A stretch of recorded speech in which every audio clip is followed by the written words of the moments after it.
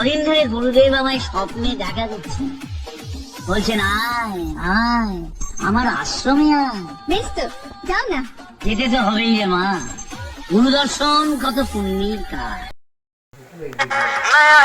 Sudipta recording.